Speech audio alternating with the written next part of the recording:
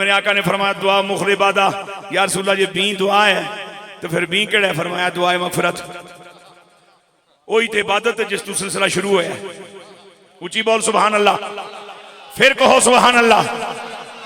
اب ہمارے بابا جان نے دعا مانگی 300 سال تک، جس مقصد کے تحت اللہ رب العالمین نے 300 سال تک دعا بھی کروائی، رونا بھی جھللایا.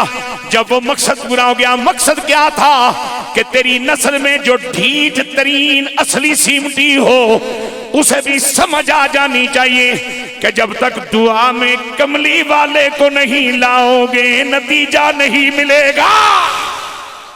محبت سے بولو سبحان اللہ. جب وہ مدت مکمل ہو گئی کہ جس مدت میں جناب آدم علیہ السلام کے سے اس حکمت کو آشکار کرانا تھا کہ 300 سال تک صرف دعا تے جناب آدم بھی منگی ہے لیکن دعا نتیجہ خیز نہیں ہوئی. پھر کیا ہویا؟ فَتَلَقَّى آدَمُ مِن رَبِّهِ كَلِمَاتٍ فَتَابَ عَلَيْهِ إِنَّهُ هُوَ التَّوَّابُ الرَّحِيمُ.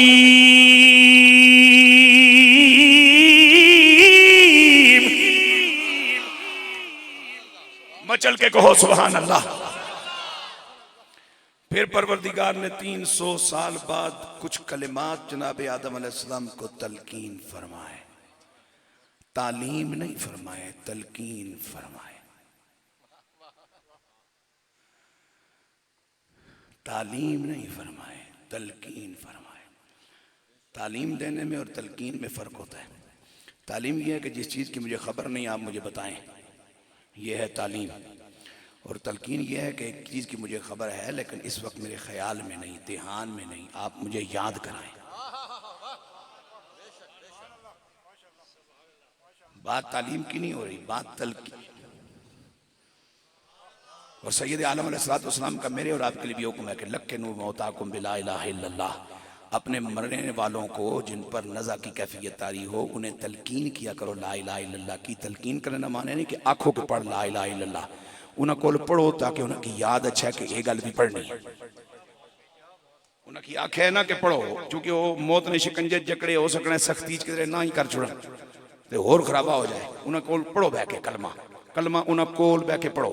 اچھا یہ ہون مرن ویلے جڑی مشکل کڑی ہے جس لئے اسرائیل نہ شکنجا بندے نہیں شارگو پر پویا تا اتھا اگر کلمہ پڑھو تو سوکھا ہو سی. اس لئے مونڈے پر جا کر پڑھاتے ہون تکلیف ہو سی.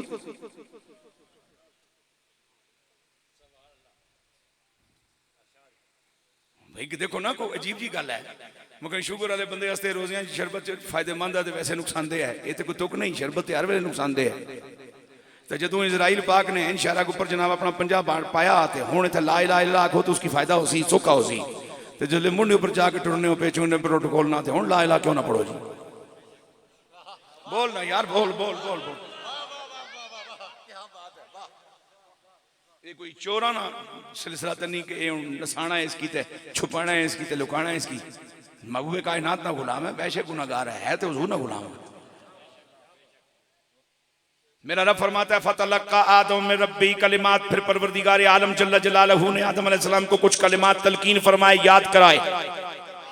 اور وہ کلمات کون سے جو یاد کروائے اللہ نے؟ پیارے آدم ذرا وہ وقت یاد کیجئے جب آپ کے وجود پاک میں نے روح کو پھونکا، جب آپ کے جسم میں جان آئی، آپ آدم ہوئے، آپ نے آنکھیں کھولی اور ساکے عرش پہ دیکھا، لکھا ہوا تھا لا الہ الا اللہ محمد الرسول اللہ. اور آپ نے مجھ سے سوال کیا لا الہ الا اللہ تے تو ہیں، اے محمد رسول اللہ کون ہے؟ تو میں فرمایا اے نہ ہوندہ تے تینوں بنان دی کوئی تک نہیں سی. اے دے صدقے تو وجود چاہیں. اے میرا محبوب ہے، پیدا پہلوں ہویا ہے، بنا پہلوں دیتا ہے، سجا بھی چھوڑے ہے. محمد نہ ہے، احمد نہ ہے، رحمت للعالمین منصب ہے، رحمت للعالمین اعزاز ہے. معلم قرآن ہونا دی ڈیوٹی ہے لیکن تشریف بعد چلے آئے گا. اس کے صدقے آپ کو بھی وجود ملا ہے. فَتَلَقَّى آدَمُ مِن رَبِّهِ کلمات. اللہ نے وہ کلمات یاد کرائے کہ ان کے اسم گرامی کو بطور وسیلہ میرے سامنے پیش کرو. فَتَابَ عَلَيْهِ. جب ہمارے بابا جان جناب آدم علیہ السلام نے آمنہ کے لال صلی اللہ علیہ وسلم کا نام بطور وسیلہ بارگاہ رب العزت میں پیش کیا تو اللہ فرمائے فَتَابَ عَلَيْهِ. پھر میں نے توجہ فرمانے میں تاخیر نہیں کی، فوراً توجہ فرما دی. اور تابا یتوبو کے معنی ہوتے ہیں متوجہ ہو جانا، واپس آ جانا، پلٹ آنا۔ توجہ کی جو نگاہ آپ کو عطا نہیں تھی وہ توجہ کی نظر عطا فرمائی، وہ توجہ کی نگاہ عطا فرمائی۔ انہو هو التواب الرحیم، وہ بہت جلد توجہ فرمانے والا اور بہت جلد مہربان ہو جانے والا ہے۔ نہ نیر وہایا بن دیئے، نہ نیر وہایا بن دیئے، تے نہ دکھڑے سنایا بن دیئے۔ اللہ دیا سونیا محبوبہ، اللہ دیا سونیا محبوبہ، کل تیرے بنایا۔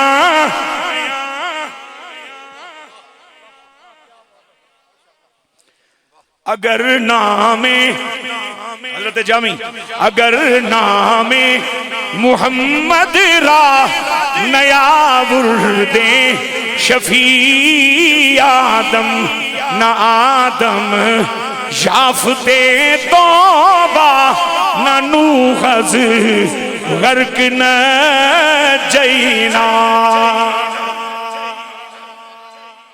یہ ہے وہ عمل جو ہمارے ابا جان نے ہر عبادت سے 300 سال پہلے اللہ کی بارگاہ میں بطور بندگی پیش کیا۔ اور اب وہ حدیث سن لیجئے دوسری جو میں نے عرض کی، میرے حضور فرماتے ہیں الدعاء صلاح المومن، دعا ہے مومن کا ہتھیار، وعماد الدین، اور یہ ہے دین کا ستون، بنور السماوات والارض، اور یہ ہے زمین و آسمان کی روشنی۔ الدعاء صلاح المومن، سید عالم علیہ السلام نے دعا کو مومن کا ہتھیار قرار دیا۔ اس کی وجہ کیا ہے؟ جس ماحول جو میں بیٹھا میں اسے ماحول بیچ رہا ہے کہ اتنا کی گل عرض کر سکتا، اتنا کی پتہ ہونا چاہیے نا کہ ہتھیار کسی بھی مسئلے نے حل واسطے آخری آپشن ہے۔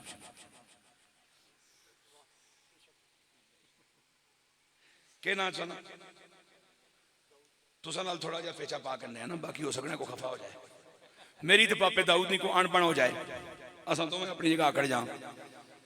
اس کی خیال اچھا یہ رہا چلو بابا ہے اسی داڑھی چٹی ہے پہل میں کرا، یہ میرے کو معذرت کرنا سے آ جائے، لیکن میری شیطان رکھیا ہوا پورا پیر، چل چل چل کوئی نہیں معافی شافی ٹکساں پھر، یا مکی کدھر یا آوے بچن داڑھی میری چٹی ہے، میں بڑا کھوانا معاشرے تو بڑیا نہ کام میں پہل کرنا، چل تو پہل کر یار میں ٹور جاواں تے جڑا کو چل چاچا تایا جو بھی ہیں نس تو بہت زیادتی کی تھی کسی طریقے نالی کو گل مکسی۔ پھر اساں آپس سے جناب والا کوئی پیچا پاواں یا نہ کوئی لین دین کو گل مک جائے، کوئی جرمانہ کو تاوان اتھے بھی گل نہ مک ہے، چلو یار کوئی جرگا کٹھا کرنے ہیں، کوئی بڑے بزرگاں کی بیچ پانے نہ نہ نہ کوئی نہیں آپ ہے مکساں، اس لئے کوئی حل بھی نہ نکلے تو پھر آ کرتے ہتھیار سدھا ہو، پھر داؤد تم ہی تو میں بھی، یہی گل ہے۔ میرے سونے نبی نے دعا کی تو سنا میرا ہتھیار کرا دیتا ہے۔ یا رسول اللہ دعا کی تو سنا ہتھیار کیوں اختیار کرا دیتا مومن نہ؟ فرمایا تو دعا منگی قبول نہیں اس واسطے کہ چکرائیں سے عمرے اوپر گئے، پھر بھی گل نہیں مکی اس واسطے کہ لکھ تے حلال نہ سی پر بچ 500 حرام نہ سی، تو پر ایک ہوئے کتنا ایک پاس ہو اج کیتا تمہیں گل نہیں بنی، چونکہ اتھے بھی بندے نے پترا تم فوٹویں چکوانا رہے، اونٹ ذبح کر کے تقسیم کیتا تے سیلفیاں ہی بنوانا رہے، کسے طریقے نال تیری گل بنی نہیں۔ کملی والے ہون کے کرام فرمایا ہون ہتھیار استعمال کر، آخری آپشن ہے آقا جی کڑے فرمایا دعا، اس واسطے کہ منگتا کڑا نخرا کر سی،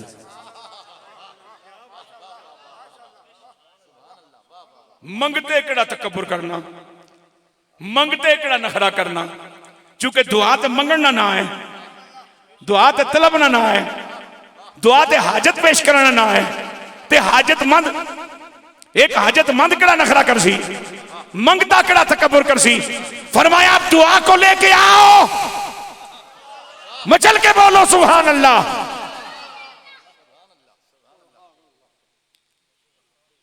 میں چاہ رہا سان پہلی اذان تو پہلے تھا سان کہانی روٹی علی مکا چھوڑا، لیکن چونکہ شاہ ہونا میرے کانے ارشاد فرمایا بھائی 10 تک جاری رکھو، اللہ جانے کوئی انتظامی مسئلہ یا کچھ اور مسئلہ ہے، اے تو سانا مسئلہ ہے میرا نہیں ہے۔ آمی کی بھی چونکڑ سوچی ملہ جان نہیں چھوڑی، ملا نے جان چھوڑنے سے رہ گئے 4 منٹ لیکن ان جو کہ مکی آرڈر ہویا ہے مسئلہ کچھ ہے چلو میں تھوڑا تعامل کر چھوڑ مسئلہ جو بھی ہے وہ تسا جانو چھنا کم جانا میں تعامل کر چھوڑا کوئی ایسا مسئلہ چونکہ میں کو کیسٹ رٹی نہیں موجود ہے مکی تو منزل ختم ہو جاسی کو تھوڑا بہت ہے پٹاری تھوڑا جا بدا چھوڑ سن خیر ہے تو جو میری جان یا رسول اللہ ان کے کریے فرمایا دعا لے کے آ میں نے اب تک میں کچھ بھی پڑھ نہیں پایا کچھ لکھ نہیں پایا میرے پاس عالم ہونے کا کوئی ایک حوالہ بھی نہیں ہے ہاں اگر کوئی مجھے جاہل سمجھے تو مجھے تکلیف ضرور ہوگی اس لیے کہ جاہل وہ ہوتا ہے جو بے حیا ہو جاہل وہ ہوتا ہے جو کمینہ ہو جاہل وہ ہوتا ہے جو ناشکرا ہو جاہل وہ ہوتا ہے جو اپنی اوقات بھول جائے جاہل وہ ہوتا ہے جس کو نسبتوں کا پاس نہ ہو جاہل وہ ہوتا ہے جس کے پاس رب کی بارگاہ کا ادب اور حیا نہ ہو جاہل وہ ہوتا ہے جو رسول اللہ کے بارے میں غیرت کا عنصر نہ رکھتا ہو جاہل وہ ہوتا ہے جو نبی پاک کے محبوب ہوں چاہے وہ اہل بیت پاک ہوں چاہے وہ اصحاب رسالت مآب ہوں چاہے وہ اولیاء امت ہوں ان کے بارے میں کوئی کمزور رویہ رکھتا ہو جاہل میں نہیں ہوں لیکن عالم ہونے کا دعوے دار نہیں لیکن میں نے اب تک جو بھی پڑھا یا جو سنا میں نے اللہ رب العالمین کی طرف سے بصورت حدیث قدسی یہ بات اب تک نہ پڑھی ہے نہ سنی ہے کہ محبوب ان سے کہیے کہ تیسرے عمرے پہ مان جاتا ہوں تیسرے حج پہ مان جاتا ہوں تیسرے روزے پہ مان جاتا ہوں تیسری مسجد بنائیں تو مان جاتا ہوں تیسرا صدقہ دیں تو مان جاتا ہوں لیکن یہ بات سید عالم صلی اللہ علیہ وسلم کے ارشادات میں بطور حدیث قدسی درجنوں جگہ موجود ہے کہ محبوبہ تیسری دعا پہ مان جاتا ہوں اے میرے کریم نبی میرے بندوں سے کہہ دو ایک مرتبہ جب یہ دعا مانگنے میری بارگاہ میں حاضر ہوتا ہے چونکہ اس نے غلطیاں بڑی ڈاڑی کی ہوتی ہیں سرکشی کی ہوتی ہے بغاوت کی ہوتی ہے ناشکری کی ہوتی ہے اس نے حدیں بڑی ماڑے طریقے سے توڑی ہوتی ہیں میں اس پہ غصے میں ہوتا ہوں یہ مجھے پکارتا ضرور ہے سن ضرور لیتا ہوں لیکن توجہ نہیں فرماتا جب دوبارہ پکارے سن لیتا ہوں لیکن توجہ نہیں فرماتا لیکن محبوب جب تیسری مرتبہ یہ مجھے پکارے تو مجھے حیا آتی ہے محبت سے بول سبحان اللہ اور پھر میں اپنے بندے پہ اس لیے مہربان ہو جاتا ہوں اس لیے اس کی دعا کو قبول کر لیتا ہوں اس لیے اس کی مشکل کو آسان کر دیتا ہوں کہ میرے دروازے کے بغیر یہ جائے گا کہاں 1.25 لاکھ کم و بیش نبی میں نے بھیجے ہی بندوں کو اپنا دروازہ دکھانے کے لیے ہیں مچل کے بول سبحان اللہ وہ دروازہ رحمت جس کی بات شاہ نصیر الدین نصیر رحمت اللہ تعالیٰ علیہ نے اس خوبصورت پیرائے میں فرمائی تھی کہ کس سے مانگیں آنون دعا ذرا اس پیرائے بھی کر لئیے کس سے مانگیں کہاں جائیں کس سے کہیں کس سے مانگیں کہاں جائیں کس سے کہیں تیرے بل اپنا حاجت روا کون ہے سب کو دیتا ہے تو سب کا داتا ہے تو سب کو دیتا ہے تو سب کا داتا ہے تو تیرے بندوں کا تیرے سوا کون ہے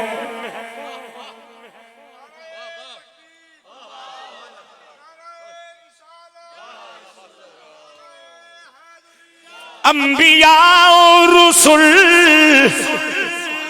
اہل بیت نبی انبیاء و رسول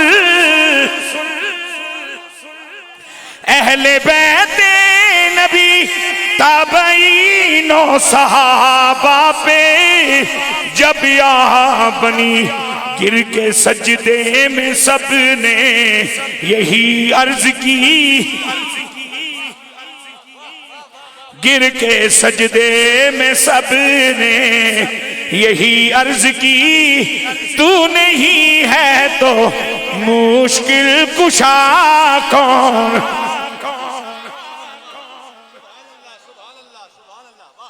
فرمایا جب تیسری مرتبہ یہ میرے دروازے پہ آتا نا تو مجھے حیا آتی ہے اچھا اور میں ایک معاشرتی غلطی پہ تھوڑا سا ایک جو غلط فہمی ہے اس پہ تھوڑی سی بات کرنا چاہ رہا ہوں ہر پاس یہی لورا پہ کڑیاں کی حیا کرنا چاہیے کڑیاں کی حیا کرنا چاہیے کڑیاں بے حیا گئی ہیں تو مرد کی کیا کرنا چاہیے کل خدائی نہ خالق مالک، لم یلد ولم یولد، قادر مطلق جبار قہار، فرمانا میں حیا کھاتا ہوں۔ اس کا مقصد ہے حیا کرنا اللہ نہیں صفت ہے، حیا کرنا اللہ نہیں صفت ہے، تے ولایت ملنی اس کی ہے جڑی صفات الہیہ جڑا متصف ہونا جائے۔ ایک بندہ آیا سیدنا جنید بغدادی رحمت اللہ تعالیٰ نے بارگاہ عرض کرنے لگا قبلہ رب نہ مقرب تے محبوب بننا کوئی طریقہ سمجھاؤ۔ آپ نے فرمایا رب والے کام شروع کر دے۔ اس عرض کی تھی قبلہ او معبود میں بندہ، او خالق میں مخلوق، وہ بے نیاز میں محتاج، میں اس نے کم کس طرح شروع کرا؟ فرمایا ہو سکنے تھی آخنا نا اس نے کم شروع کر، اس نے کم اپنی زندگی چ لیا، جڑا کم او کرنا او اپنی زندگی چ لیا، تو اللہ نہ محبوب ہونا جیسے۔ تو کہا جی گل سمجھاؤ۔ آپ نے فرمایا وہ کھا کے نہیں کھلا کے خوش ہوتا ہے،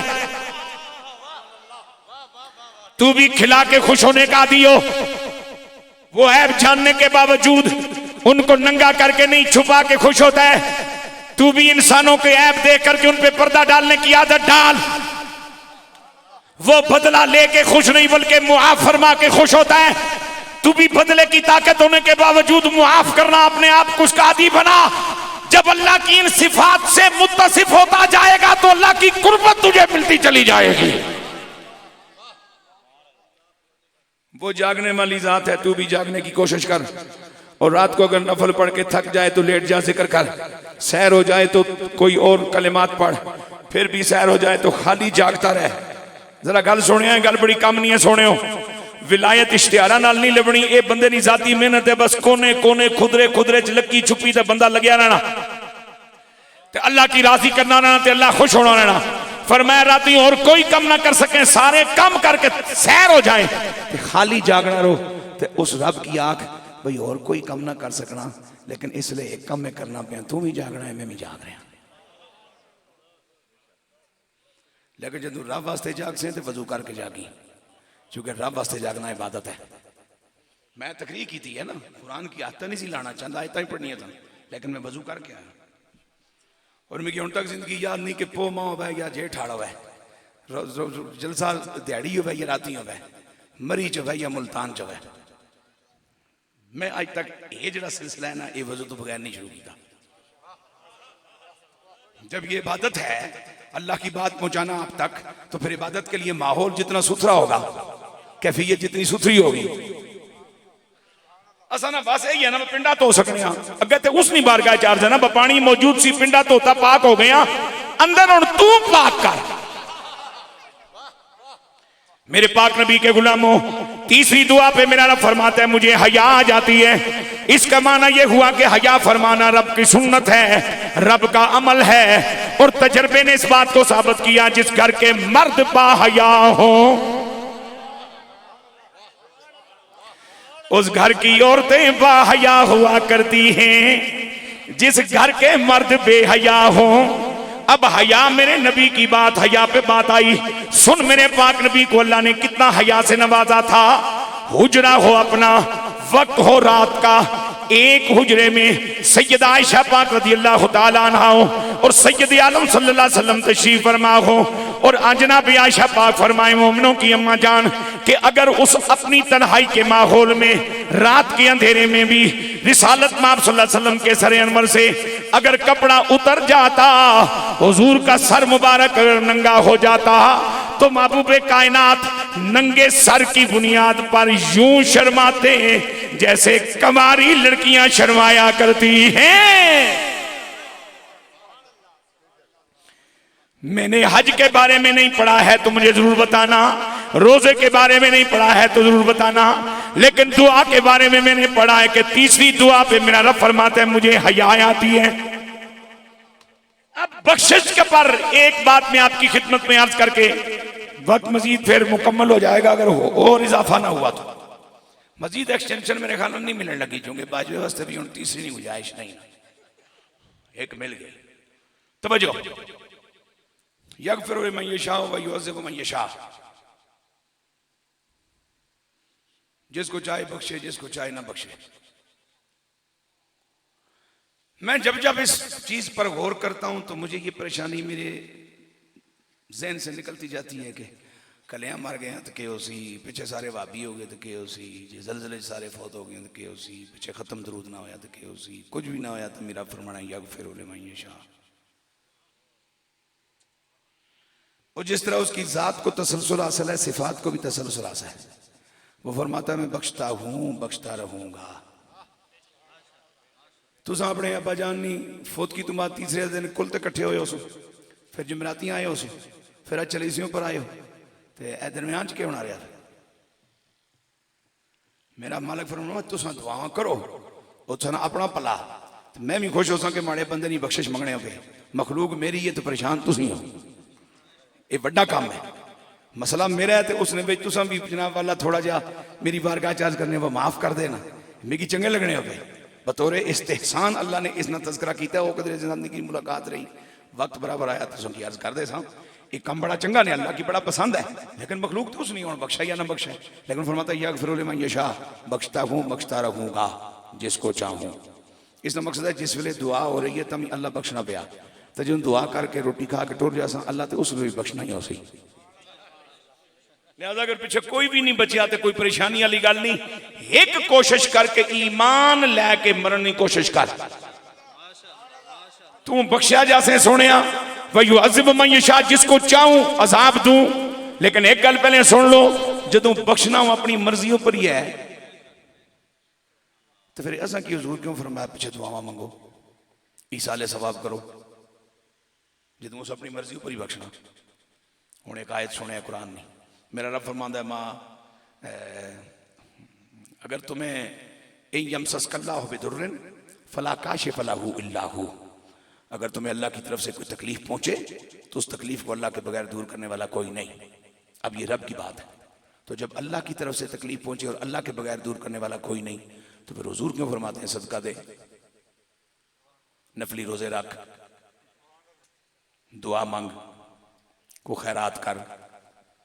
یا رسول اللہ جدوں اللہ کلیئر لفظ آنجا صحابہ تکلیف میں پوچھاواں تو میرے تم بغیر دور کرنا کوئی نہیں، تو پھر تسا روزے کیوں رکھوانے ہو، تسا خیراتاں کیوں کروانے ہو، تسا صدقے کیوں دلانے ہو. فرمایا دور وہی کرسی لیکن بیچ کوئی سبب ہی لاتے ڈھونڈ نہ چلیا. دور وہی کرسی لیکن بیچ کوئی سبب ہی لاتے کر.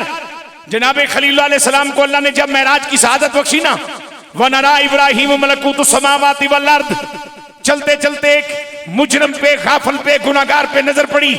غیرت خلیل کو گوارا نہ ہوا، عرض کی مولا جو تیرا کھا کر اور تیری دی ہوئی سانسیں جی کر تیرا نہیں، اسے اٹھا لے. بندہ اٹھا لیا گیا، گناہگار تھا، کافر نہیں. آگے ایک اور گناہگار پہ نظر اٹھ پڑی، اس کی بھی ہوئی عرض کیا، وہ بھی اٹھا لیا گیا. جب تیسرے گناہگار پہ نظر پڑی تو اس سے پہلے کہ اس کے اٹھائے جانے کی رب کی بارگاہ میں التجا پیش کریں، اللہ نے جناب جبرائیل کو بھیجا، فرمایا جاؤ میرے خلیل کو میرا سلام کہو، اس لیے کہ اس کا غصہ میرا سلام ہی دور کر سکتا ہے. میرے خلیل کا غصہ میرا سلام ہی دور کر سکتا ہے. جس طرح جناب والا نئے دور میں ماشاءاللہ ہمیں تو اللہ معاف کرے یہ تصور بھی نہیں ہے کہ ماں باپ کو بندہ دھمکی لگائے، لیکن اب ہمارے بچے فوراں کہہ دیتے ہیں پھر میں ٹینکی اوپر جنا چھال مارسا نہیں. میں جناب انتظار ہے چاہاں بھائی کوئی مارے گا پچھو اس طرح نہ کوئی سلسلہ ہے تو میں اس کی آپ ٹینکی اوپر چڑھائی تاکہ بھائی تو چھال مارنے تکلیف کیا کرنا ہے، یہ خدمت بھی ایسا نے ذمہ ہی رکھ. خاص کم جہاں پاک تو سو ہوئے ہو تو میں کڑے لڑا سو، لیکن ایسا کی تصور بھی نہیں. ایسا تو سونے ہو ماں پیو نہیں قبروں پر بھی بدت دھیان نال جانے، خدا نہیں عزت نہیں قسم. پتہ نہیں تو سائے عقیدے کی کہ سمجھو میں تے اللہ جتنی اولاد دیتی ہے اس کی پیرخانے بھی لے گیا، پھر مزارات بھی لے گیا. عرض کی تھی وہ جناب نیاں دعاواں نے صدقے اللہ ایک سعادت بھی کی دیتی ہے، پیو بڑھن کی صلاحیت ملی ہے، اے اللہ اولاد دیتی ہے، اے اس نے نہ رکھن مہربانی کر سو توجہ رکھ سو. نانی نانیاں کول دادی دادیاں کول لے گیا، اے دوترا آیا ہے، دوتری آئی ہے، پوترا آیا ہے، پوتری آئی ہے. اساں تو اللہ معاف کرے پیو ماں کی تمکیلا کے پھر کڑے پاسے جا سا. ساری زندگی بندہ پوچھا ہی نہ تو 40 میں تے جناب ایک گلوکار قسم نہ بندہ 40,000 نے پنجابو ملا کے تے بے بے نہیں بے بے آویں گی کیڑی روتے ڈرامہ نے موئی ماؤنا مزید ظلم نہ کر، اس کوئی نہیں مڑنا، کسے روتے بھی نہیں مڑنا، چلی گئی. ان کو چنگا کام کر اب تیسرے بندے نہیں واری آئی نا تو اللہ نے جبرائیل پاک کی بھیجا، فرمایا میرا سلام آکھو جناب خلیل کی، اتنا لاکھوں ماڑیاں بندیاں پر اتنی سختی نہ کر۔ جناب خلیل عرض کرتے ہیں اللہ جیڑا میکی چنگا نہیں لگنا، جس کی میں برداشت کرنے سے تیار نہ، اس کی تو اپنا بندہ آکھنا ہے۔ فرمایا جب میرا نہ ہونا تو صبح رج کا کھا کے گھروں نکلیا، میرا نہ ہونا تو اس کی شکل سلامت بچے آ، اللہ اتنا گناہگار ہے۔ پھر فرمایا آپ کو کیا مسئلہ ہے؟ یا اللہ میں اس کو برداشت نہیں کر سکتا۔ فرمایا نہیں برداشت فرمائیے، پروردگار یہ بتائیے کیا بخشا جائے گا؟ اب جناب خلیل علیہ السلام کو اللہ کا نظام رحمت، نظام بخشش سمجھنا ہے، یہ بات تو ایمان کے خلاف ہے کہ پیغمبر اگر اس کے نظام کرم کو نہیں جانتا تو پھر ہمیں تجھے کون بتائے گا؟ لیکن ہر بات میں ایک حکمت ہوتی ہے۔ عرض کرنے کے مولا یہ کیا بخشا جا سکتا ہے؟ فرمایا ہاں پیارے خلیل، اس کے بخشنے کے لیے ہم نے 3 آپشن رکھے۔ گل مکڑی ہے پہ میری ذرا دھیان نہ رکھے، یا اللہ کون کون سے؟ فرمایا پہلا آپشن یہ ہے کہ اس کی زندگی کی آخری سانس تک موت کا وقت آ جائے گا، اسرائیل علیہ السلام چلے جائیں گے، اس کے پاؤں سے سانس نکلنی شروع ہو جائے گی، جب تک اس کی شارہ دھڑک رہی ہے انتظار کریں گے۔ اگر شرمندہ ہو گیا اپنی غلطیوں پر، لفظوں سے کچھ نہ کہہ سکا، دل کی دھڑکنوں نے کہا کہ مالک شرمندہ ہوں، معاف کر دے، میں نے اسے معاف کر دینا ہے۔ جناب خلیل عرض کرتے ہیں یا اللہ جس طرح نہ کیتا تو پھر؟ فرمایا اس کی آنے والی 7ویں نسل تک انتظار کروں گا۔ اب یہ بات علماء کرام قابل توجہ ہے کہ جب اللہ نے انتظار فرمانے کا اعلان کیا جانتے بوجھتے، حالانکہ انتظار تو وہ کرتا ہے جسے پتہ نہ ہو، وہ کہتے جی چلو کوئی جاڑے اور تک اپوزیشن کے بڑھنی، کوئی جاڑے اور تک اپوزیشن کے بڑھنی، جڑا اول آخر نہ خود خالق ہوئے اس کی انتظار کرنے کی ضرورت ہے۔ لیکن انتظار نہیں گل کر کے تیری میری کھوپڑی کی مطمئن کیتا بھائی انتظار ہونی ہے بھائی، تسلی رکھ۔ اب یہ جو انتظار کی مدت ہے یہ مرنے والے پہ کیسی گزرے گی، یہ بات کہیں بریکٹ میں سوچنے والی ہے، عوام کو بتانے والی نہیں، لیکن اپنے آپ کو سمجھانے والی ضرور ہے۔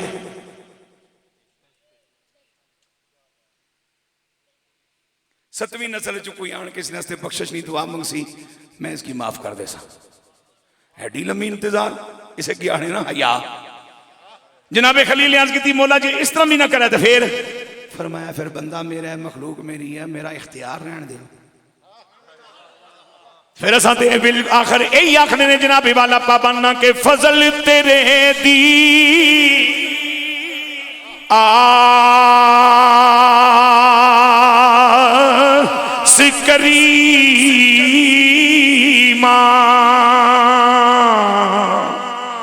کریمہ سانو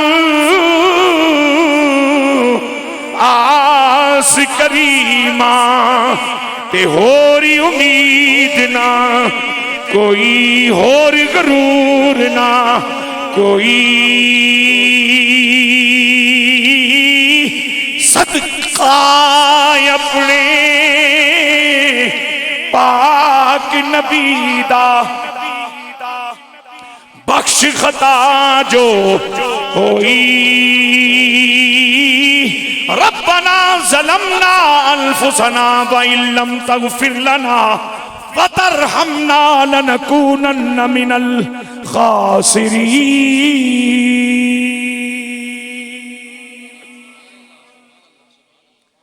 سونا رب تو سنی میری اس حاضری قبول فرمائے، میں انسان ہاں، مرکب خطا و نسیان ہاں، اگر دوران بیان میرے کو خطا کوئی صاحب کو غلطی ہوئی تو مالک میں معاف فرمائے اور اللہ سے کی حسن نیت نی دولت عطا فرمائے۔ وآخر دعوانا الحمدللہ رب العالمین۔